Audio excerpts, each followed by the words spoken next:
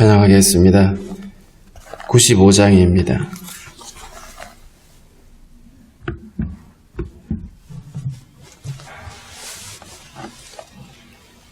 찬송 95장.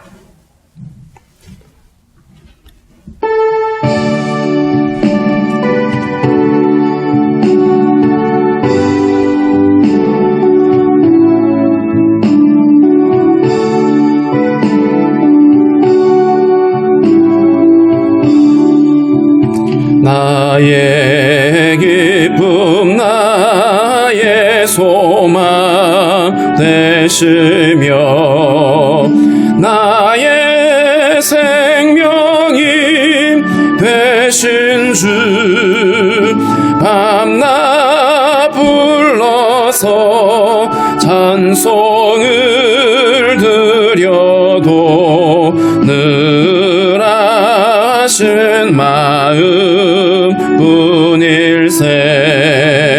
나의 사모하는 선한 목자는 어느 고타운 동산에 양의 무리와 늘 함께 가셔서 기쁨을 함께 하실까.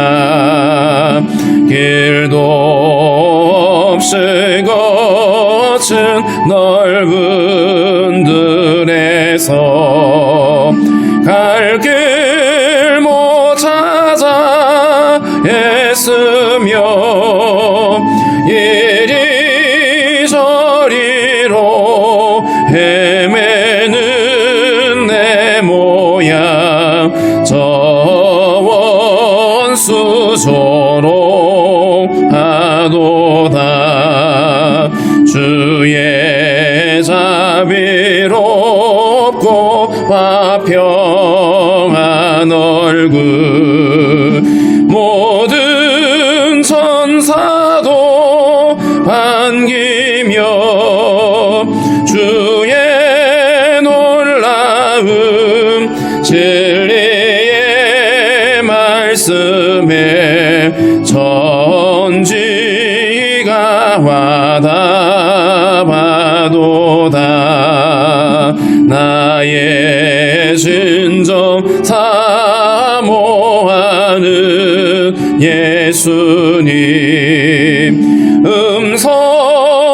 음성조차도 반갑고 나의 생명과 나의 참 소망은 오직 주 예수 뿐일세.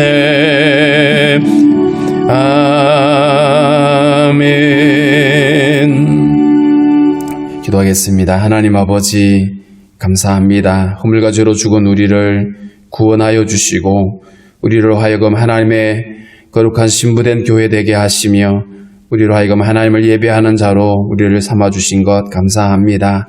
주님의 그 은혜를 우리가 날마다 기억하며 주님 앞에 예배하기를 힘쓰는 저희들 될 수 있도록 도와주시고 우리가 날마다 깨어서 주님 주신 그 생명으로 살아내는데 부족함이 없도록 인도해 주시기를 원합니다. 세상은 점점 더 악하여져 가고 하나님 아버지 혼탁해져가는 이러한 때에 우리가 깨어있지 아니하면 우리가 믿음 안에 설 수 없음을 고백합니다. 주님 오늘 한 날도 우리가 믿음 안에 함께 설 수 있도록 우리의 걸음을 주장하여 주시고 특별히 성령께서 우리의 심령 안에 계셔서 언제나 우리를 주관하여 주시고 우리를 다스려 주시기를 원하고 기도합니다. 그래서 날마다 성령을 쫓아 행하는 믿음의 성도들이 될 수 있도록 주님 인도하여 주옵소서. 한 주간을 살아갈 때에 주님 주신 그 생명 안에서 많은 사람들에게 복음의 향기를 드러내는 아버지 성도들 될 수 있게 도와주시고 하나님께서 우리 가운데 행하신 그 놀라운 은혜의 복음을 사람들에게 증거하는 증인의 삶으로 살아갈 수 있도록 도와주시옵소서. 하나님 아버지 성도들의 모든 간구하는 바를 아시는 하나님께서 그 모든 기도를 주께서 들으시며 하나님의 선하심으로 응답해 주시기를 원합니다. 특별히 아버지 코로나로 인해서 어려움 가운데 있는 이때에 성도들의 기업을 붙잡아 주시고 어려움 당하지 않도록 때를 따라 도우시는 은혜로 함께 하셔서 형통케 하시고 연약한 육체로 인하여 고통하고 있는 성도들에게 치료하신 능력의 손으로 만져 주셔서 깨끗함을 받을 수 있도록 주님 인도하여 주옵소서. 하나님 아버지 나라에 부름받은 형제들도 한 주간 온전히 승리할 수 있도록 주께서 지키시며 맡은 사명 잘 감당할 수 있도록 도우시고 건강할 수 있도록 하나님께서 지켜주시길 원합니다. 하나님 아버지 특별히 나라와 민족을 불쌍히 여겨주시고 하나님 아버지 마지막 때에 하나님을 대적하며 하나님 아버지 하나님의 창조 질서를 어기는 아버지 것이 아니라 하나님 앞에 겸손히 엎드릴 수 있도록 주님 특별히 유정자들에게 하나님 아버지 주님을 두려워하는 마음들을 허락하여 주옵소서. 주님 오늘도 우리에게 허락하신 말씀을 우리가 잘 깨달을 수 있도록 주께서 함께하여 주옵소서. 예수님의 이름으로 기도하옵나이다. 아멘. 270장 찬송합니다. 270장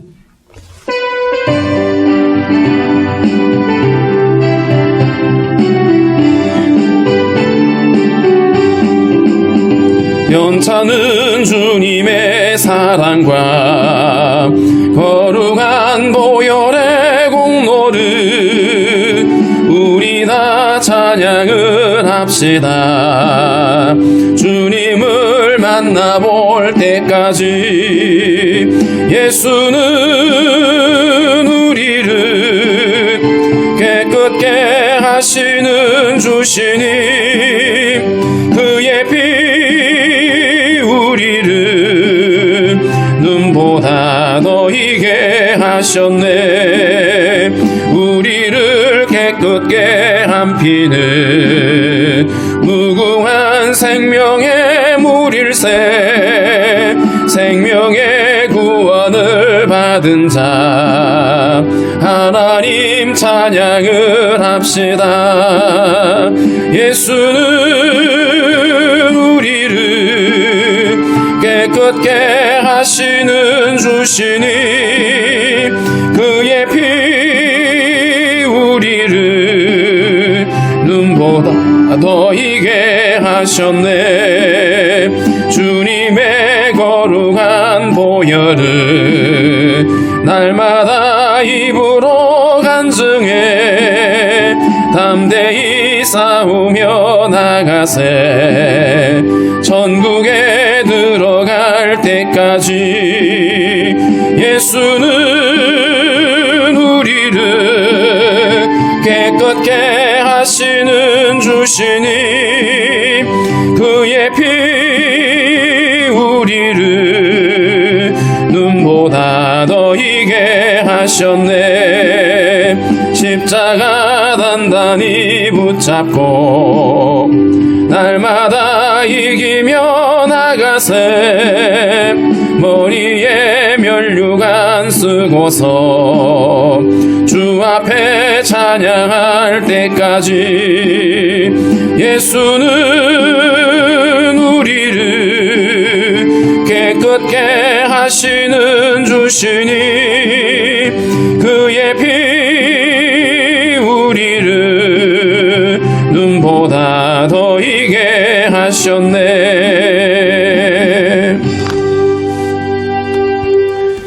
누가복음 22장 24절부터 38절까지입니다.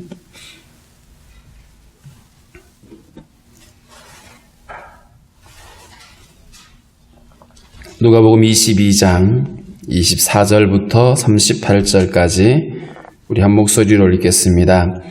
또 그들 사이에 그중 누가 크냐 하는 다툼이 난지라 예수께서 이르시되 이방인의 임금들은 그들을 주관하며 그 집권자들은 은인이라 칭함을 받으나 너희는 그렇지 않을지니 너희 중에 큰 자는 젊은 자와 같고 다스리는 자는 섬기는 자와 같을지니라.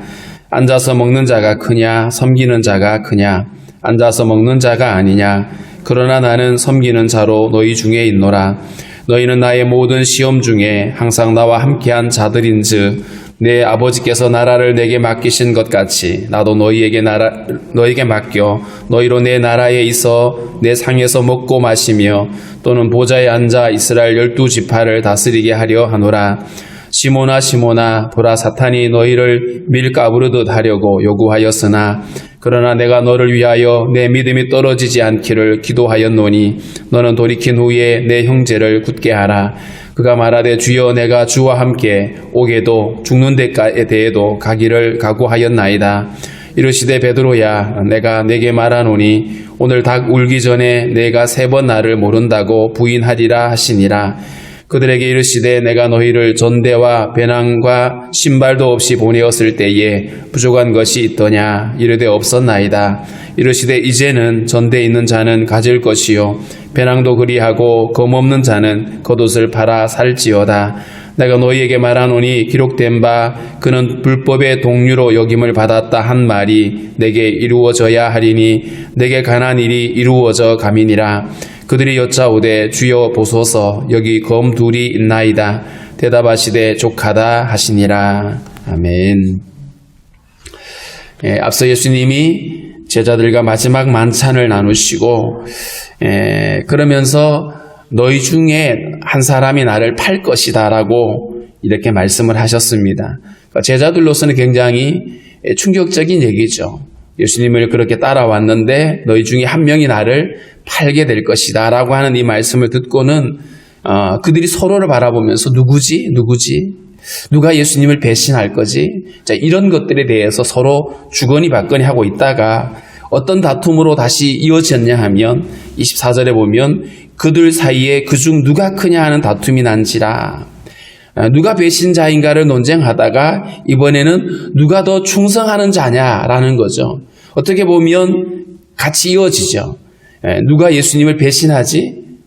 그 중에 나는 이렇게 충성했는데 라는 얘기가 이제 나오면서 누가 더 주님 앞에서 큰 자냐라고 이렇게 다툼이 일어나는데 주님이 이들의 모든 것들을 아시고 이렇게 말씀합니다. 이방인의 임금들은 그들을 주관하며 그 집권자들은 은인이라 칭함을 받는다.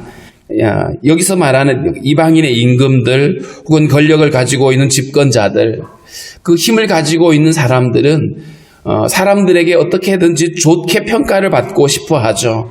그래서 사람들한테 저 사람은 은인이야, 저 사람은 정말 착한 사람이야, 혹은 저 사람은 어진 사람이야, 이런 얘기를 들으려고 하는데 이런 것들을 듣고 싶어 하는 자들이 누구냐 하면 더 큰 힘을 갖고 싶어 하는 사람들이라는 거죠. 더 큰 힘을 갖기 위해서 사람들의 인정이 필요하고 그래서 그 사람들한테 먹잇감을 주는 거예요. 그는 흔히 우리가 그런 말을 쓰잖아요. 당근을 주는 거예요. 백성들한테 당근을 주고 그걸 받아 먹고 사람들은 그 독재자를 추앙을 하는, 우리가 가끔 독재국가의 백성들이 잘 이해가 안 되잖아요. 저렇게 억압당하면서 뭐가 그렇게 좋다고 그렇게 따라다니고 그런데 그게 이제 학습이 되어 있는 거죠. 그래서 그 백성들에게 자기들은 대단한 존재인 것처럼 백성들을 위해서 많은 것들을 베푸는 사람인 것처럼 그렇게 만들어 갑니다. 그래서 은인이라고 하는 칭함을 받는데 정작 그들은 그들을 지배하고 주관하는 자들이다. 힘의 논리가 있습니다. 힘을 가지고 그 힘을 자랑하고 힘을 가지고 자기들의 배를 불리고 그 힘 자랑을 하는 거예요. 그러다 보니까 힘 없는 자들을 억압하고 그들 위에 군림하고 지배하고 그러면서 그들로 하여금 자기를 따르게 만드는, 이 사실은 이 죄의 생명을 가지고 있는 우리들에게는 이게 굉장히 익숙합니다. 어떻게든지 더 권력을 가지려고 하죠. 그 권력의 종류는 다양합니다. 정치 권력일 수도 있고 돈의 권력일 수도 있고 지식의 권력일 수도 있고요. 심지어 교회 안에 영적인 권력이 있을 수 있어요.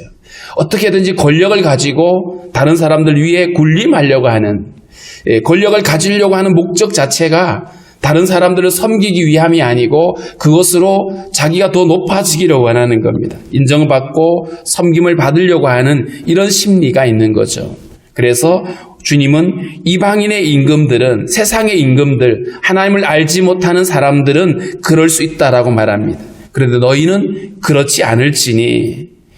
주님을 따르는 제자들, 주의 백성들은 그래서는 안 된다는 뜻이죠. 너희는 그렇지 않을지니 너희 중에 큰 자는 젊은 자와 같고 다스리는 자는 섬기는 자와 같을지니라. 여기서 큰 자, 큰 힘을 가지고 있고 많은 권력을 가지고 있는 그 사람은 도리어 젊은 자와 같고 라고 했는데, 이 젊은 자는 어린아이와 같고 이런 뜻입니다. 이 어린아이는 큰 힘을 가진 자와 대비되어지는 거죠. 약한 자, 힘이 없는 사람.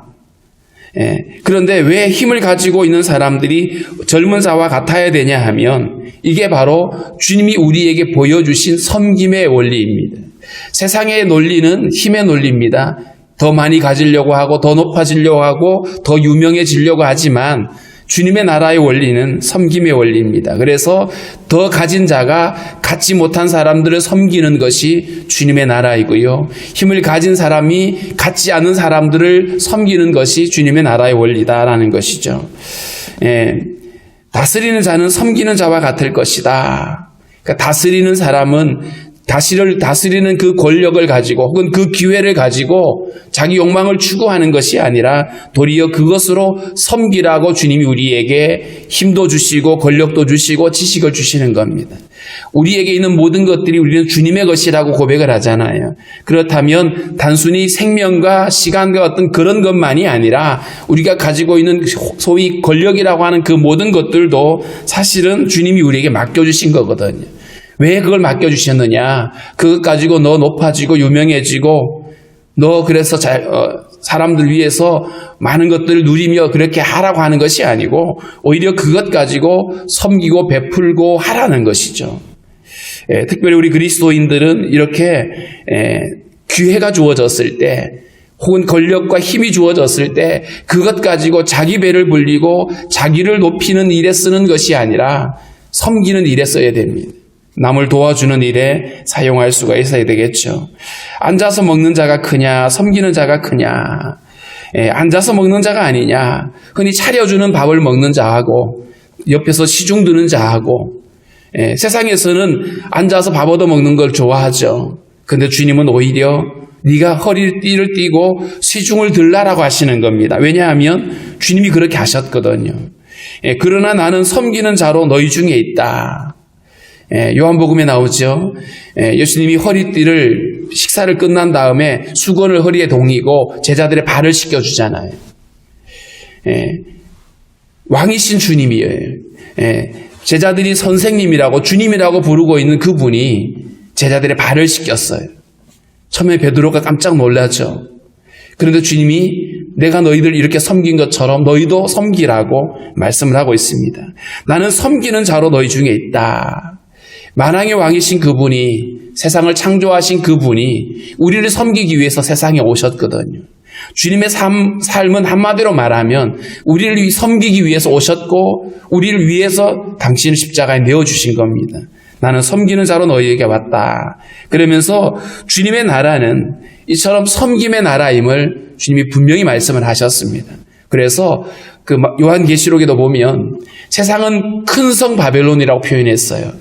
큰 성 바벨론, 높아지고 유명해지고 많아지고 커지는 것이 세상이 가지려고 하는 가치입니다. 그런데 교회는 거룩한 성 예루살렘이라고 표현합니다. 거룩한 성은 힘의 논리가 지배하는 나라가 아닙니다.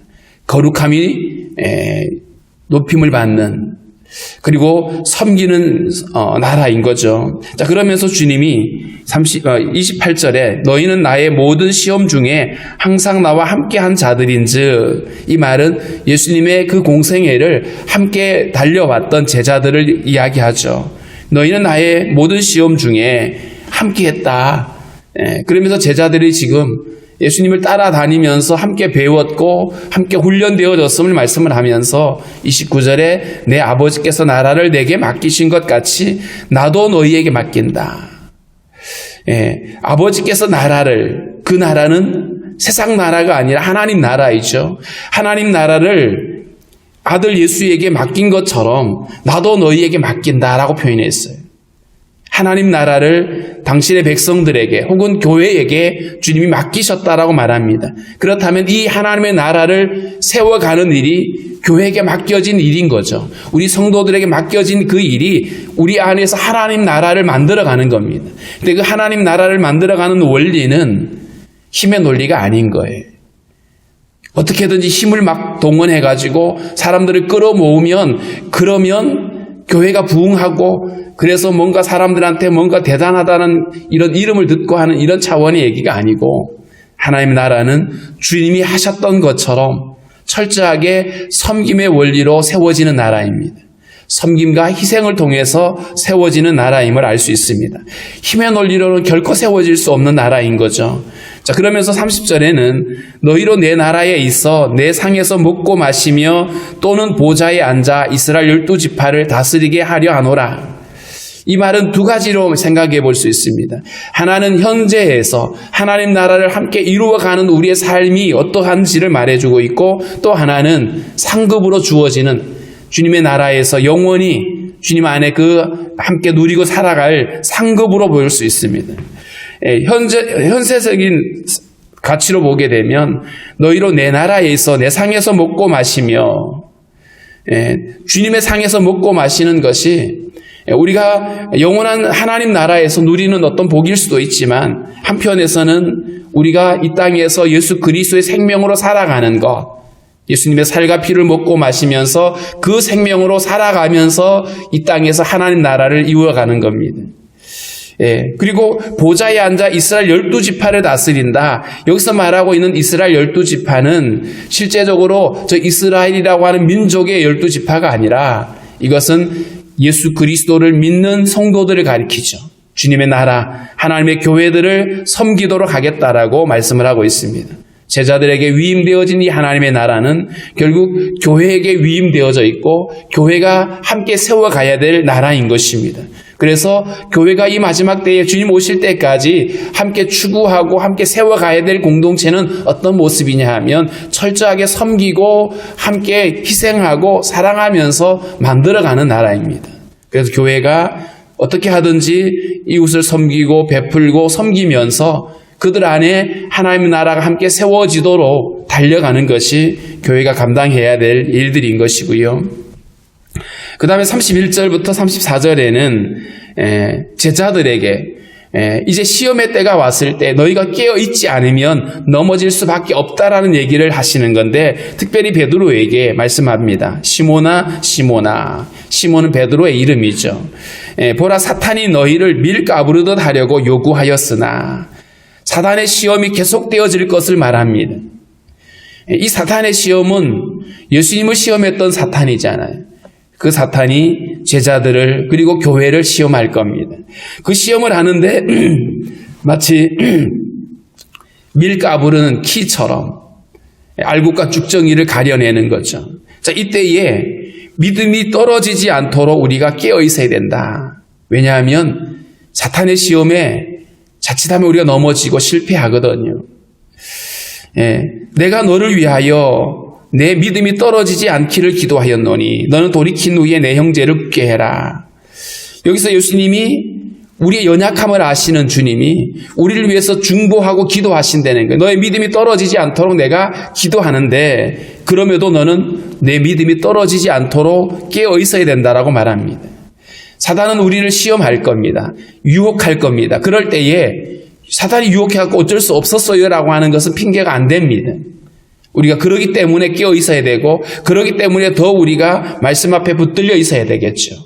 성령을 쫓아 행하게 될 때에 우리는 육체의 욕심을 이겨낼 수가 있게 되는 것입니다. 사단은 끊임없이 우리 믿는 자들을 시험하려고 다가올 겁니다. 그런데 우리가 사단이 다가왔기 때문에 우리가 깨어 있어서 그것을 방어하고 믿음으로 이겨내는 것이 필요한 겁니다. 그래서 우리는 늘 깨어 기도하고 말씀 가운데 서고 성령이 우리를 붙드시도록 그렇게 날마다 기도할 수 있어야 됩니다. 그런데 베드로가 뭐라고 말하죠? 주여, 내가 주와 함께 오게도 죽는 데에도 가기를 각오했습니다. 베드로가 다짐을 하고 충성을 서약합니다. 그런데 우리가 아는 것처럼 베드로는 자기가 다짐했던 것조차도 지킬 수가 없죠. 이게 우리 인간의 연약함입니다. 우리의 연약함을 우리는 인식하고 그래서 우리는 더 겸손할 수 있어야 됩니다. 나는 할 수 있어. 이렇게 되면 그 할 수 있다라고 하는 것이 주님 안에서 할 수 있다가 돼야 되지. 주님을 제쳐놓고 나는 할 수 있다 그러면요. 우리는 반드시 넘어지게 돼 있습니다. 우리의 신앙도 그렇습니다. 내가 신앙생활한 지가 몇 년인데 내가 어떤 사람인데 그러니까 우리 자기 믿음을 우리가 가신할 수 있어요. 그런데 이것이요. 한 방에 나가 떨어질 수 있습니다.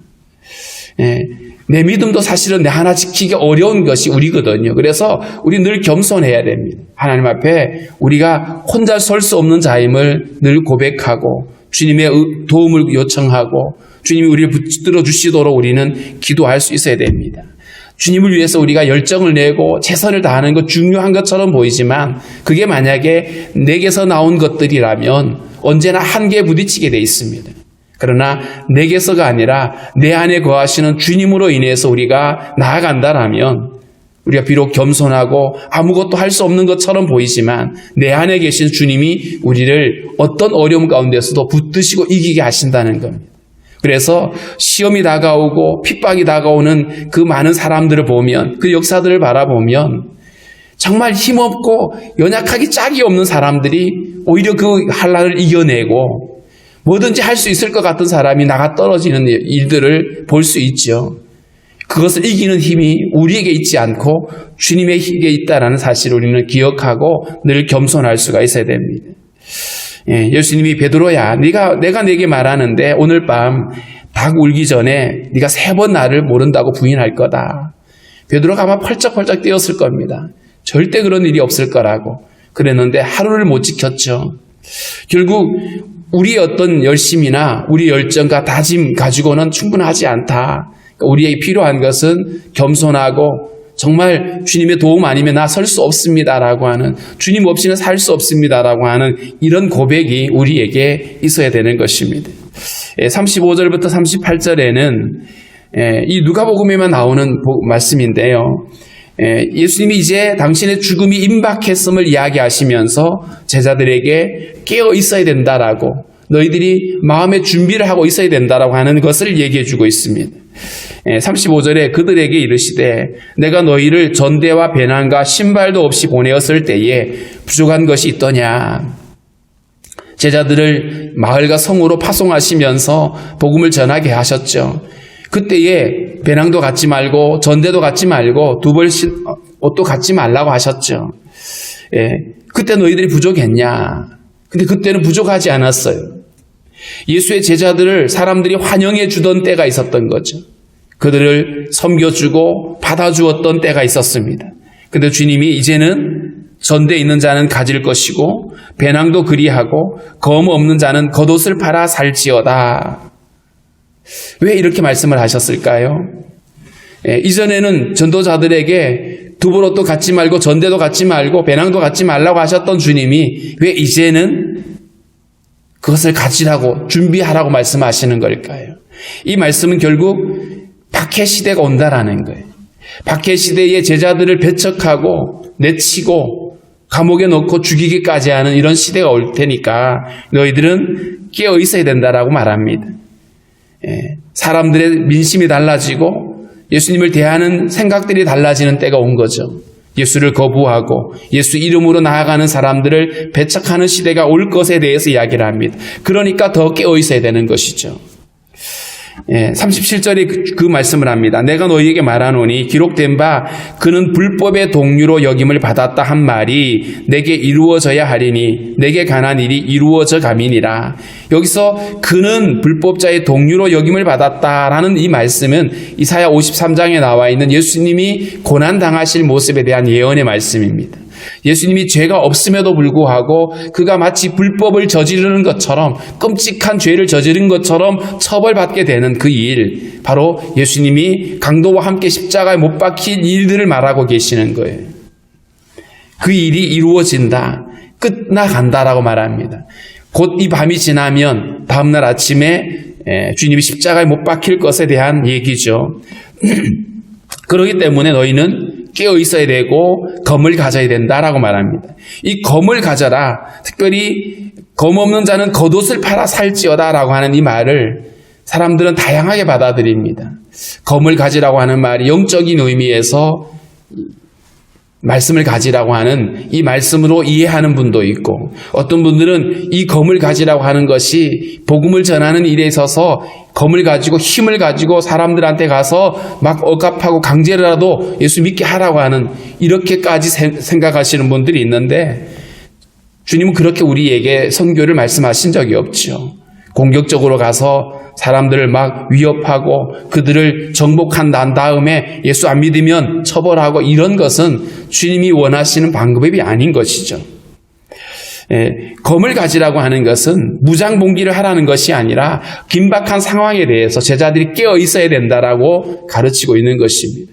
마지막 환난의 때에 특별히 우리 믿는 자들에게 박해가 찾아오고 어려움이 찾아왔을 때 성도들이 깨어 있지 않으면 그들의 협박에 무너질 수밖에 없는 거고요. 깨어있지 않으면 넘어질 수밖에 없는 것이죠. 그러니까 더 말씀을 붙들고 깨어 있어야 된다. 사단의 공격을 대비할 수 있어야 된다라고 말씀하고 있습니다. 분명한 것은 예수 이름으로 나갈 때에 사람들이 받아주고 영접해주고 환영해주던 시대가 있었습니다. 그러나 점점 더 갈수록 그 시대는 이제 끝을 보이고 있죠. 예수의 이름으로 나아가면 공격하는 시대가 다가올 겁니다. 한국 교회 안에도 그런 날이 머지않았다라고 생각이 되어집니다. 예수 이름으로 나가면 사람들이 인정해주고 받아주던 시대가 이제 점점 더 사라지고, 이건 옛날 얘기가 되어져 가고, 갈수록 이제는 예수 이름으로 박해가 임하는 이런 때가 올 수 있습니다. 그렇기 때문에 우리는 더 깨어 있어야 됩니다. 깨어 있어야 우리의 믿음을 지킬 수가 있게 되는 것이죠. 주님은 분명히 마지막 때에 깨어 있으라고 말씀을 하시는데 38절에 보면 제자들이 이렇게 말합니다. 주님 여기 보세요. 검 2개나 있어요. 지금 이들이 어떤 생각을 하고 있죠? 주님이 만약에 어려움을 당한다라면 우리가 이것 가지고 맞설 거예요 라는 얘기죠. 근데 주님이 족하다 이렇게 말씀했어요. 여기서 족하다라고 말씀하신 것은 충분하다 이런 얘기가 아니고, 영적인 이해력이 떨어져 있는 이 제자들에게 그냥 주님이 어떻게 보면 푸념 섞여 있는 것 같은 얘기를 하시는 거예요. 말이 안 통하는 거죠, 사실은. 오늘 우리가 주님이 십자가를 앞두고 이제 마지막 만찬을 끝낸 다음에 제자들에게 더 낮아지고 더 겸손하라고, 박해 때가 올 테니까 힘을 더 많이 모아가지고 그들을 맞서라고 얘기하지 않고 도리어 깨어 있으라고 말씀하시는 이 주님의 말씀을 우리는 마음에 새길 수 있어야 됩니다. 그래서 어떻게든지 우리는 섬기는 자에 있어야 됩니다. 교회 안에서도 섬기는 자의 위치에서 먼저 베풀고 먼저 배려해주고 먼저 환영해주는 이 일들을 우리가 해야 됩니다. 요즘 우리가 세상이 돌아가는 것도 보면요, 그 어른들이나 힘을 가진 권력자들이 막 이렇게 배 내밀고 어깨에 막 힘주고 이러면 젊은 사람들이요 따라오지 않아요.